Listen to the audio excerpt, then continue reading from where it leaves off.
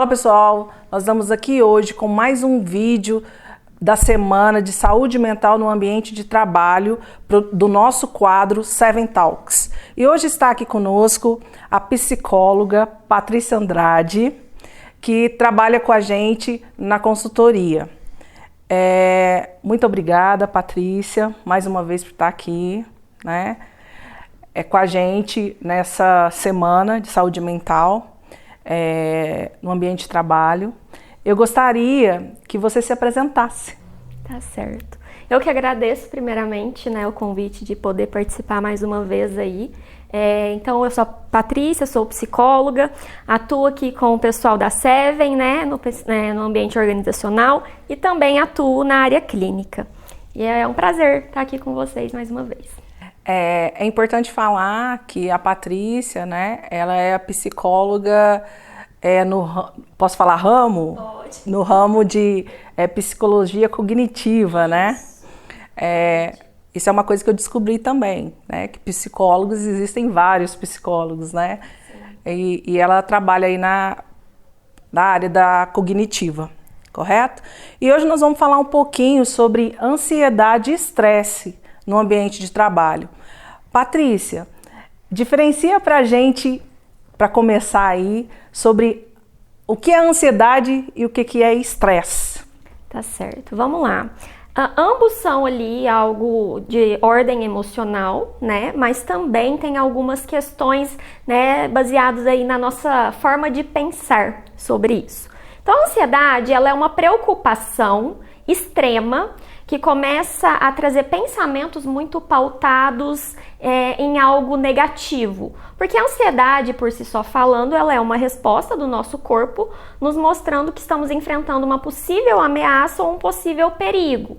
E aí, quando a gente tem essa ansiedade já em um estado emocional um pouco mais avançado, então isso traz uma série de pensamentos como se aquele perigo ele já de fato estivesse acontecendo, fosse um perigo de uma ameaça muito grande e, portanto, a gente sempre tem esse pensamento de preocupação excessiva, tá?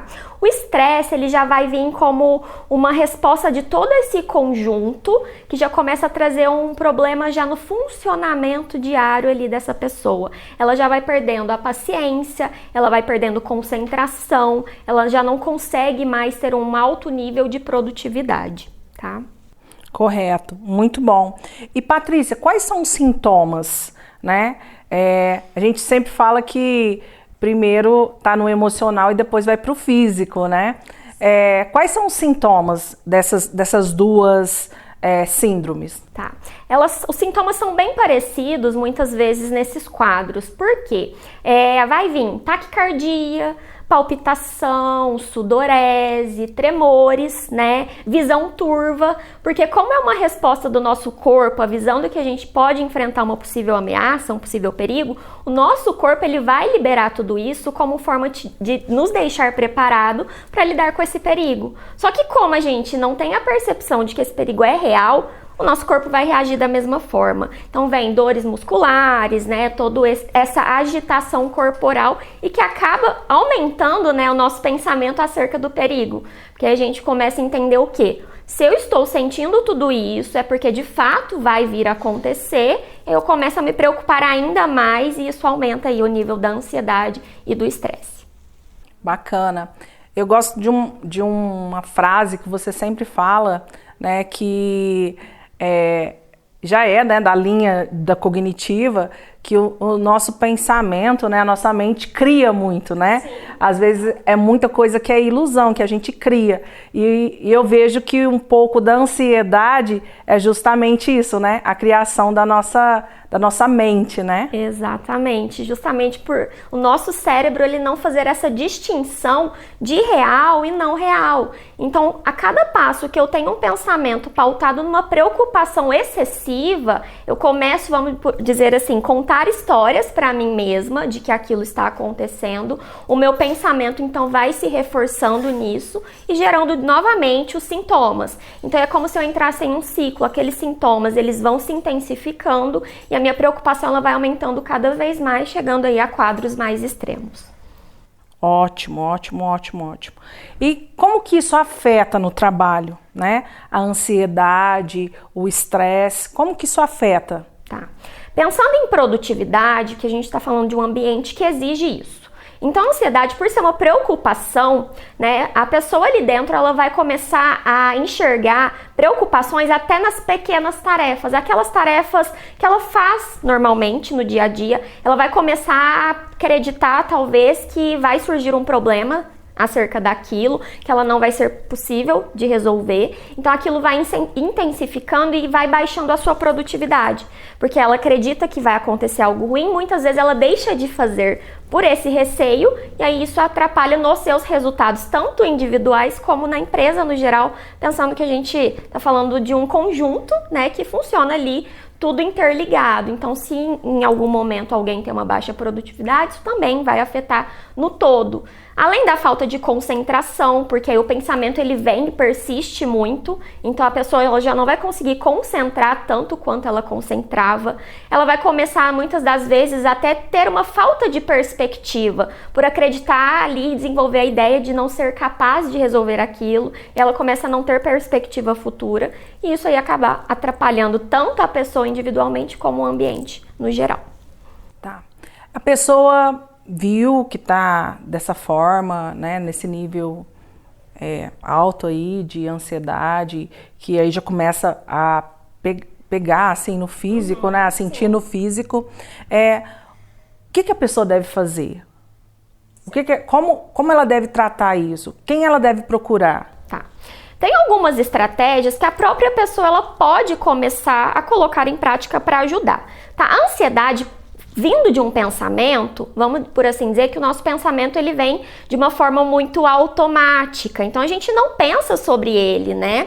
Então, primeiro ponto, sair desse piloto automático.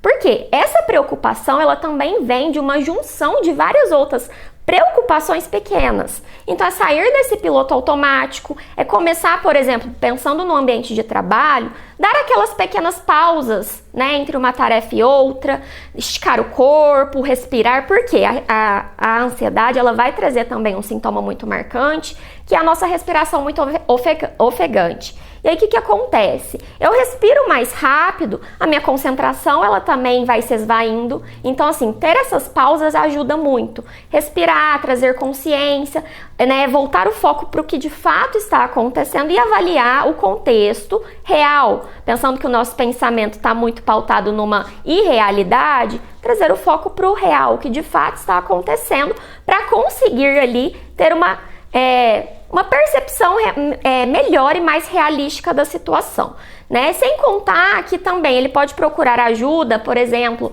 estratégias de meditação fora do ambiente de trabalho, para que ele venha para o ambiente de trabalho já preparado para aquilo, né?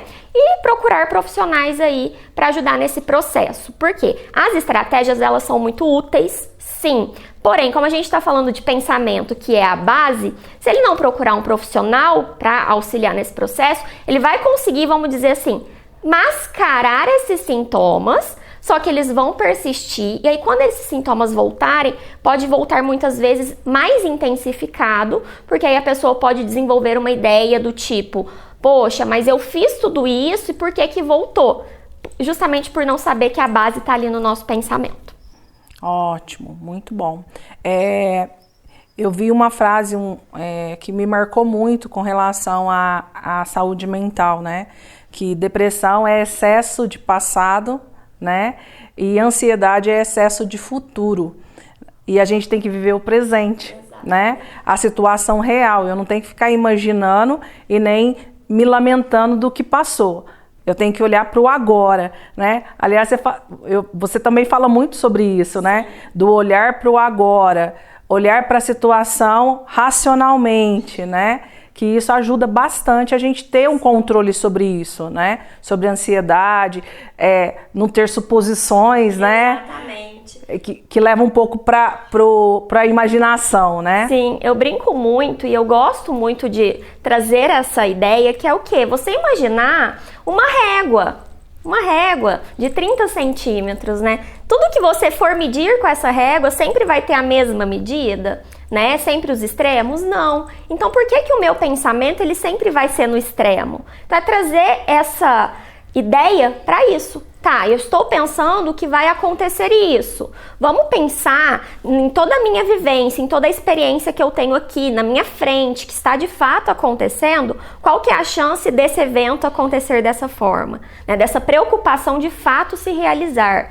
E aí nisso, nesse questionamento em cima do nosso pensamento, vão surgindo ali respostas mais conscientes e até mesmo mais reais, que vai trazendo essa pessoa pro presente e enxergando ali a situação de fato como ela é. Não que ela não seja causadora de preocupação, porque, como se diz, a preocupação ela existe, mas é trazer esse olhar mais realista e justamente para a resolução daquilo. Porque se eu tenho essa ansiedade muito alta, sempre essa preocupação extrema, eu foco somente naquilo e eu não consigo focar na solução do meu problema. Ótimo, muito bom. E Patrícia, qual que é o ambiente no trabalho que causa, né, a ansiedade e o estresse? Qual que é a condição ali de trabalho que causa essa ansiedade e esse estresse? Certo. Primeiro, uma sobrecarga, que pode vir muitas vezes da falta de desorganização, seja da empresa como um todo na hora de distribuir e seja da pessoa individual na forma de ministrar a sua rotina, né? Essa sobrecarga, às vezes metas também irrealísticas, justamente pela alta competitividade, não ter ali um trabalho em equipe, o que faz com que a pessoa se cobre muito, e isso também vem muito do formato, né, que a pessoa age, né, os seus traços de personalidade, a forma como ela desenvolve ou desenvolveu a sua autoeficácia, as habilidades que ela já tem, né, então isso tudo interfere.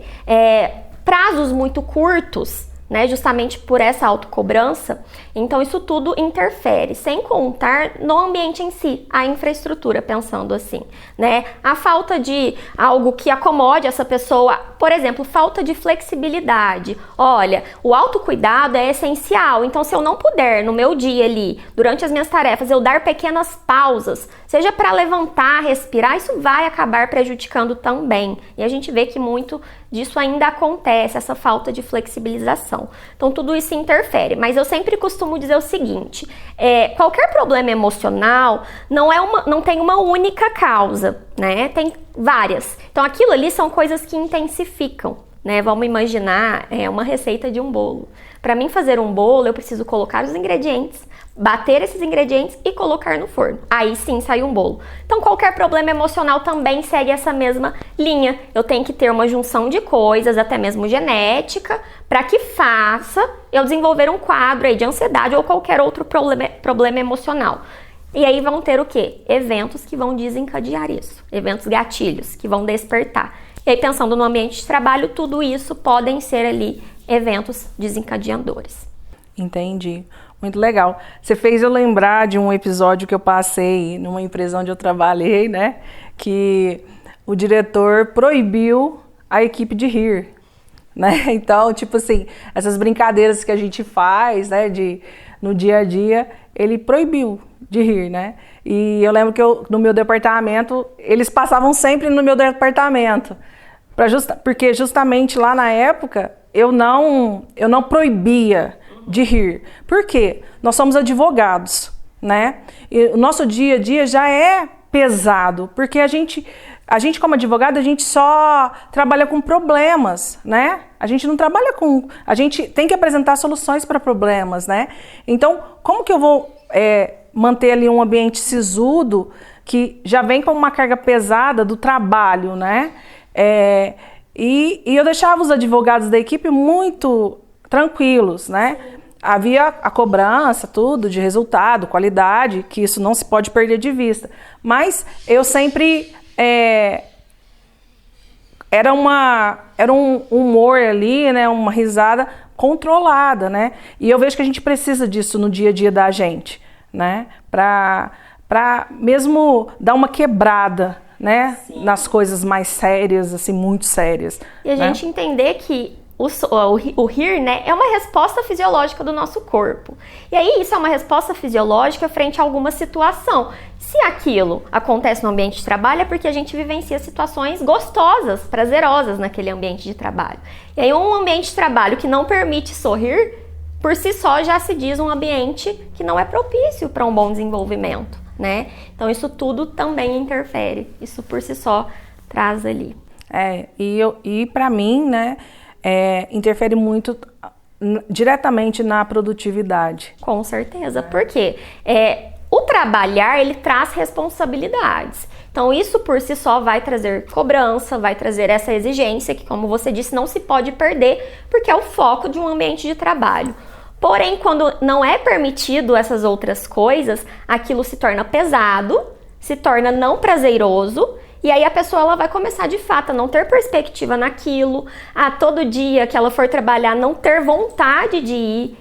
Isso vai atrapalhar na produtividade dela, nos resultados. E aí aquilo que a empresa tanto preza, ela não vai atingir, né? Porque não tem essa proporcionalidade ali. Justamente. A gente sabe que existe crises de ansiedade, né? Como que você falaria que se isso acontecer num ambiente de trabalho ou na própria casa da gente, né? Sim. Uma pessoa da nossa família, um amigo. Como que a gente deve proceder quando acontecer uma crise de ansiedade?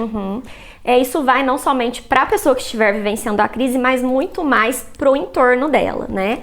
A pessoa que vivencia uma crise de ansiedade vem com um alto nível de sintomas físicos em um nível muito elevado. Então, ali na hora, ela acredita que vai passar mal, que ela pode até morrer e que não vão ter pessoas para dar suporte. Então, aquelas falas assim, olha, vai passar, fica bem, né? Tudo que a pessoa quer é ficar bem. Então, isso só vai aumentar a cobrança para com ela mesma de sair daquilo. Então, assim, pegue a pessoa, retire ela do ambiente que foi o causador desta crise, leva ela para um ambiente, se possível, aberto, respira junto com ela, para ela trabalhar essa respiração mais calma, né? Trazer ali, olha, junto com a respiração, trazendo ali, olha, a gente está num local, você está seguro, existem pessoas para te prestar apoio, para ela entender que ela consegue sair daquela crise. Fez essa respiração, aí vai trabalhar essa parte, como eu falei, de pensamento. O que aconteceu, por que você ficou assim, o que te despertou, né? Mas muito mais pro entorno. Porque o pessoal do entorno costuma achar assim que é um exagero ou que não é tudo aquilo. E o entorno, muito mais do que a própria pessoa ali naquele momento, é tão importante quanto. Patrícia, e o que você me fala do pânico? O pânico, ele é um desencadeamento de ansiedade ou não tem nada a ver? A gente pode dizer que a ansiedade, geralmente ela tem, vamos dizer assim, algumas causas mais específicas. O pânico não, ele é eventual, né? E aí ele vem do quê? Do meu estresse. Um nível alto de estresse, então em uma situação que antes não era um gatilho, passa a ser e eu desenvolvo uma crise de pânico.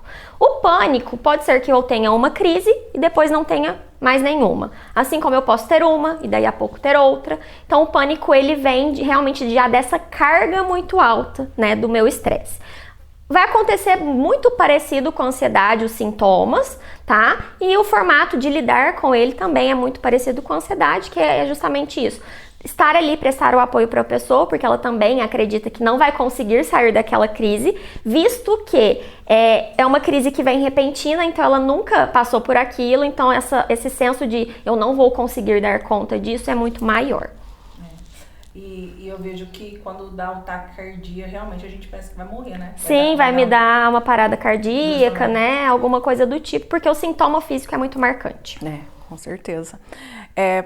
Patrícia, nesse sentido aí, né, de estresse que desencadeia o pânico, quais os níveis, né? Existem níveis de estresse.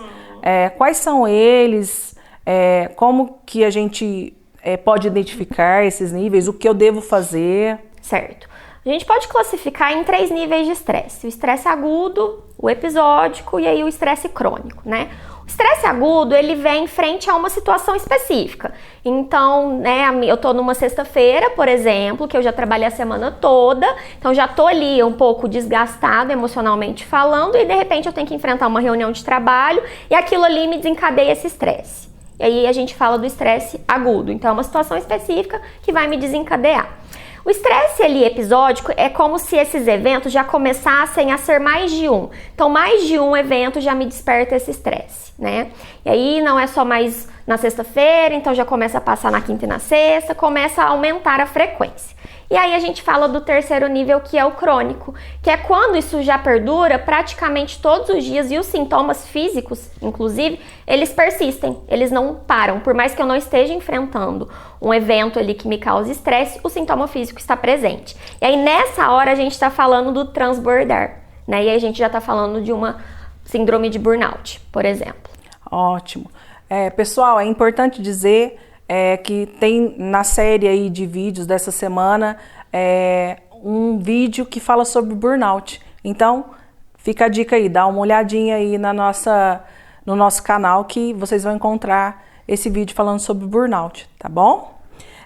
Patrícia, para terminar, eu gostaria de saber como que eu vejo que com a pandemia, né, o home office aumentou bastante, né, esse nível de ansiedade, tipo assim, ainda mais que eu tô lidando com um desconhecido, o que vai acontecer? Sim. Eu vou perder meu emprego, né, eu vou morrer, eu vejo que a ansiedade foi a níveis elevadíssimos, né, o que você me fala disso? Como que a gente pode estar amenizando essa situação, né? Tá.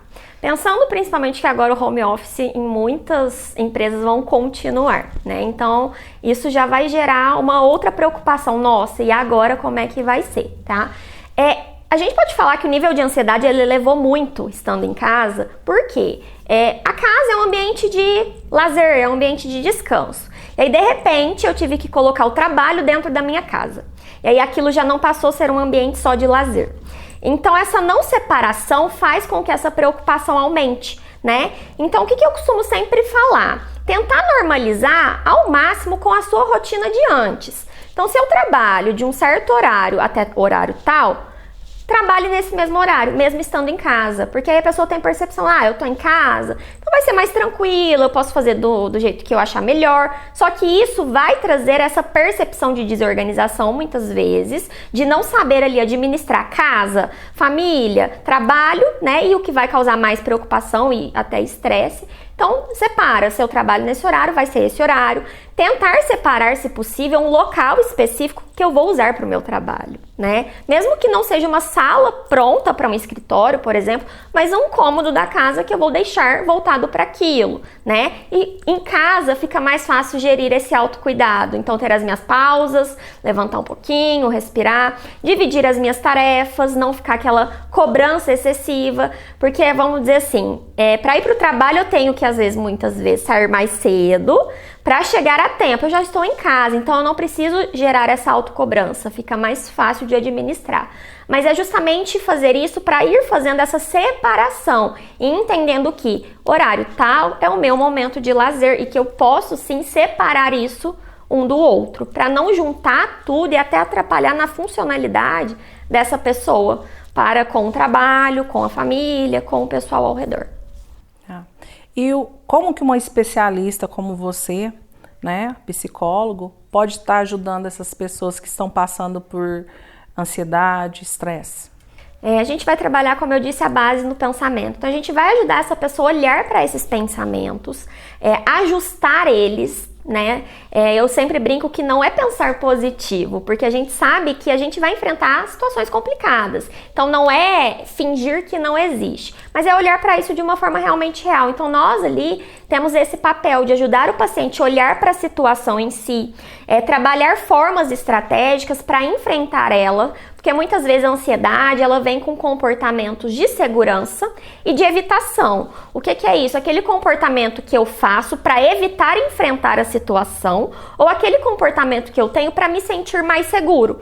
Só que muitas vezes esses comportamentos são disfuncionais, porque ao invés de eu entender a ansiedade e lidar com ela, eu vou reforçando que ela existe. Então, se eu tenho que fazer um relatório e aí eu preocupo, olha, eu não vou conseguir e eu deixo de fazer, evitando, Na verdade, eu estou contando ali para o meu cérebro que realmente eu não dou conta, é algo muito difícil. Então, isso vem prejudicando e aumentando a ansiedade. Então, nós ali vamos trabalhar justamente isso. Comportamentos mais assertivos, direcionar para ações que realmente façam esse manejo da ansiedade e, ao mesmo tempo, o enfrentamento. Porque a partir dessas exposições ao problema, né, que a pessoa vai conseguindo lidar com eles e entender como que vou resolver isso de uma forma melhor. Ótimo. E para finalizar, Patrícia, eu gostaria que você deixasse aí uma mensagem para o pessoal. Ok. Pessoal, como eu disse, saúde mental é super importante e a gente está falando de pensamento e o nosso pensamento está interligado com tudo na nossa vida. Então eu sempre friso o quê? Saúde mental é prevenção, né? Não é como muitos pensam, olha, eu só vou procurar porque eu estou doente e esse estar doente me gera uma preocupação. Não, é como prevenir, como forma de prevenção. Saúde mental é cuidar da sua vida como um todo. Importante, pessoal, ressaltar aí, né, que o Brasil, ele tem um alto número e um número muito preocupante, né, de transtornos de ansiedade. 5,8% da população sofre de depressão. Isso é um dado de 2017, tá? Trazido pela OMS, Organização Mundial de Saúde. Então, a gente tem que realmente tratar isso com o devido cuidado e o devido respeito que merece, né? Porque saúde mental realmente faz parte ali do bem-estar, né? De ter uma pessoa saudável, né? Isso também é saúde. Então, isso é muito importante. A gente tem que desmistificar todos os pensamentos que tem em volta desse assunto, né? Que quem procura psicólogo, psiquiatra é louco. Não é isso. É pessoa que está precisando de uma ajuda, né? Então a gente precisa desmistificar isso em todos os meios e principalmente no ambiente de trabalho, onde a gente passa a grande parte do nosso dia, né? Então é isso, pessoal. Sigam aí que tem mais vídeos para vocês falando sobre saúde mental no ambiente de trabalho. Até mais!